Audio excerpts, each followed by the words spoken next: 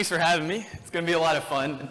We're going to take an idea that's really huge of connecting people, and then we're going to try to narrow it down for a little bit, go on a journey together, and then open it back up as you think about how you're going to connect people in the future. So I'm going to start with 3 quotes that came out that Eric Schmidt said earlier this week. He said these 3 things. He said, 1, if we connect people with information, they'll change the world. Then he said connectivity, even in the smallest amounts, changes lives. The 3rd one's where we're headed. It says, with information comes power, and with power comes choice. So I was told to throw out a question. So here's the question. Does anybody know how many mobile phones there are in the world right now? And I just got an updated number this morning, actually. So, 1 billion? 8 billion. 8 billion. You could Google it. First question was right. 8 billion. 8 billion phones. So here's the deal. Mobile phones aren't the only way to connect, but they're one of the fastest. We have more information right here than you'll ever get anywhere else in the world other than your computer. So that's a good place to start. But here's the deal. Every one of us are connected. So every one of us has to make a choice what we're going to do. People say today that you are what you share on social media. And it's the same way because we each have different interests. We each have different things that we love, different passions. And so whatever it is that we're passionate about, we begin studying. And so we have more information on that. And it's up to us what we do with that to connect other people. And so my journey started off, I lived in Griffin, Georgia. It's about 45 minutes south of here. And growing up in Griffin, I had friends on both ends of the spectrum. I had friends that had a lot. You know, they lived in the country club. Then I had friends that I was allowed to go play with during the day, but I couldn't spend the night with. I'd have to go back home. And so when I was hanging out with one of my friends that I could hang out with during the daytime, and their refrigerator went out that day. And when I was hanging out, I remember watching his parents get into an argument. And so this refrigerator going out ended up taking them from started off at, well, why did you spend this $25 here? Why did you spend this $25 here? Or why'd you do this? I ended up watching my parents get into a fight, and that refrigerator literally almost ripped my friend's parents apart, almost ripped the whole family apart. And so I went to my friend's house, another friend's house that night, and walked into his 3-car garage and saw a couple refrigerators in their garage, and one of them was just full of meat. And I got to thinking that night, I'm like, these are great people. These guys are amazing people. I guarantee you they would give that to the other person who needed it if they just knew. And so I'm in middle school. That wasn't the moment that I thought I was going to try to change the world. I was really shy. I didn't know what to do with that information. But it was something that hit me. And then as I grew up, I moved to Atlanta and the gap widened. We have West Paces Ferry, and then we could walk out these doors and we've got pure homelessness. And so as I grew up, I started doing creative directing for a website company, and social media came along. And we can communicate a message to millions of people at one time. And I said, you know what? That's information that I have to do something with. I have to make a choice of what I'm going to do with that. And so at the time, I had an idea. And this was the idea. I'm going to show it to you in a video, and we'll go on from there.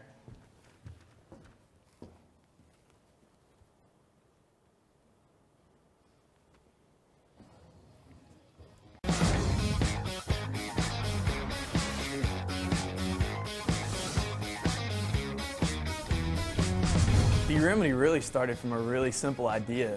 Everybody that I'd met my entire life had something innate that wanted to help other people. The problem was most people just didn't know where to start. So from there, we decided to create an organization that would be the easiest way for you to help other people. The concept was to go into a local community and network people that would be willing to follow us on Facebook or Twitter with a big picture idea of what would this city look like with 10,000 people getting the message at the same time.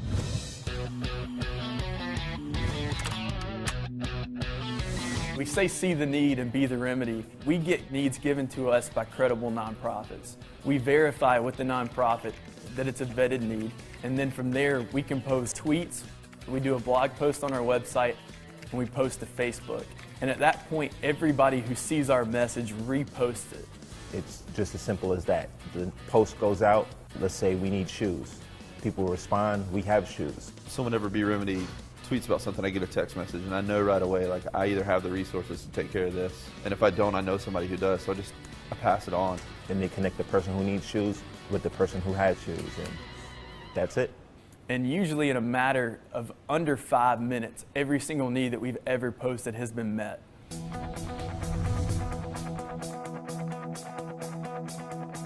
you don't know how much a blessing and help you guys really were, because without you, who knows how long it would have taken. I'd like for you to know that how much I appreciate what you've done, and I thank you from the bottom of my heart. Thank you so much, beremedy. Thank you. Thank you so much. Thanks, Mama Bud.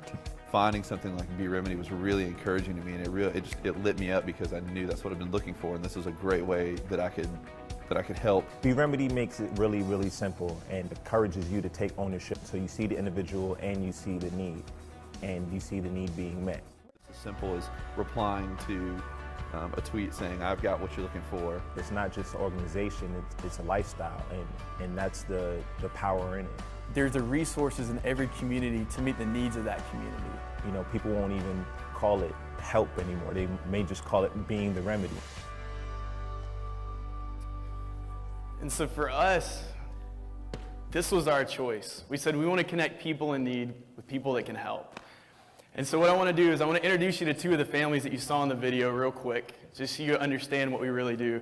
And as we did this, we had a choice to make, because when we launched beremedy, right after I launched it, we did stuff with the Atlanta flood, and then I hopped on a plane and went to Haiti. And we did a lot of amazing things in Haiti, and we got a lot of good publicity and everything else. And I sat back and I said, my vision is for you to be able to help your neighbor.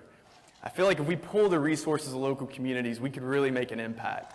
And so what we did is the option was there to go into every natural disaster and help, but we said, no, we want to tell stories of your neighbor. And so there was a lot of risk that went with that. But this is one of the families. This is Miss Betty. She's a single caretaker of her 40-year-old Down syndrome son and her 2 great grandkids. And her refrigerator went out. The exact thing that got me started with this in the first place. So we told her story, and we said, hey, this is what she needs. This is her situation. Could anybody help? In 5 minutes, we had a refrigerator. Somebody bought her a brand new one, gave the money. I went down, helped her pick it out. And as we had the new refrigerator sitting in her house, I sat in her house. And it's literally a 1-bedroom house that all of them stay in one room, and the kitchen's in one side, and the rest of the beds and everything else is in one side, the other side. And as I sat there, she told me the story of how that refrigerator literally changed their life. How they used to have, in the summertime, they'd go to get water out of the faucet and it'd be hot. And her Down syndrome son has to have water constantly, so their refrigerator would be full of water. And she said, now I can go over, hit a little button, and I get cold water constantly. And that one refrigerator literally changed this family's life. This is Amanda. Amanda had just come through a program. She'd been through an abusive marriage. She came out of it. She went through a full program. And one of the things that we do is every need that we take, it comes from a vetted organization. And the idea with that is we don't want to give somebody we don't want to give somebody a fish. We want to help them go from a place that they are to somewhere better. And so we work with organizations that have systems to do that. So Amanda just comes out of this full year-long system. She's got her bed, she's got a house to go back to, but the problem is she didn't have beds. She had nothing in her house. So we told Amanda's story. We had 6 beds in 3 days. We went and told her story once we got the beds and took this picture and shared it on social media. People kept helping. People ended up giving a couch. They gave her a TV. They gave her plates, kitchen stuff. We ended up furnishing her whole house because a couple people said, you know what? Yeah, I'll follow you on Twitter. I'll retweet a message. I'll reshare it on Facebook. Because of that, telling these individual stories, we've been featured so far in CNN, Star 94. You can't go local without Scout Mob, especially here in Atlanta. 11 Alive. And then CNN ran this story. They ended up calling us one of the 3 best Twitter usages worldwide.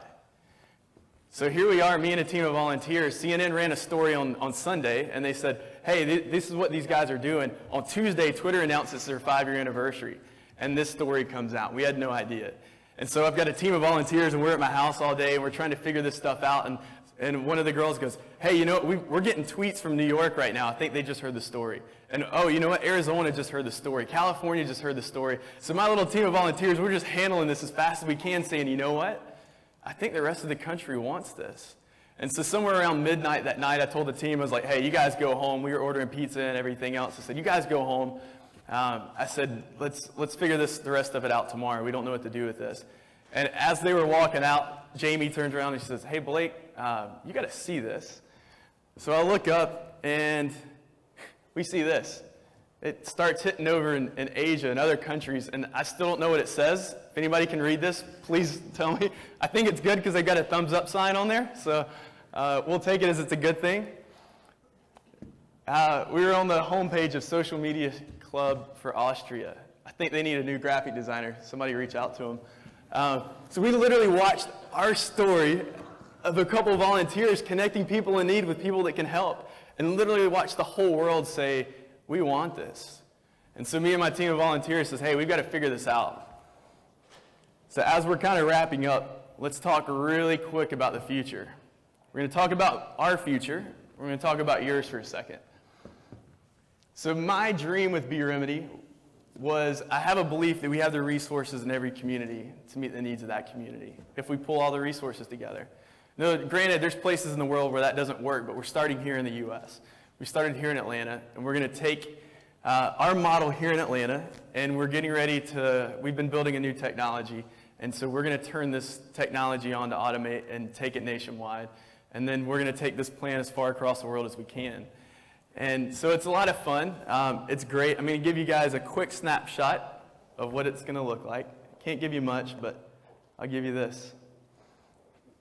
So we're going to connect individuals, nonprofits, and corporations. So if you guys have connections with nonprofits or corporations that want to give back, have them contact us. It's going to be a pretty fun journey when we turn this thing on. So after this, I want to leave you with a thought. And this is a quote that when I heard it, it's said by a guy named Craig Rochelle. And when he said it, it fundamentally shapes the way that I think about the future. It's going to shape our organization. And I hope as you decide that, hey, I've got a decision to make because I have so much information. I've got to figure out what I'm going to connect people to in my life. I hope that you'll take this quote and that it'll help you shape what you're going to connect people to. Here it is. It says, to reach people no one else is reaching, you have to do things no one else is doing.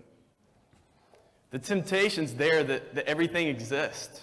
At Georgia Tech, we're a group of people that constantly want to innovate. But to the rest of the world, even you have a choice of, hey, am I going to take something that's okay and make it a little bit better? Or am I going to do something that no one else is doing? Let's create something, because to reach these people that's not being reached right now, we've got to do something no one else is doing. And so I hope that's something that you'll put in the forefront of your mind as you begin going.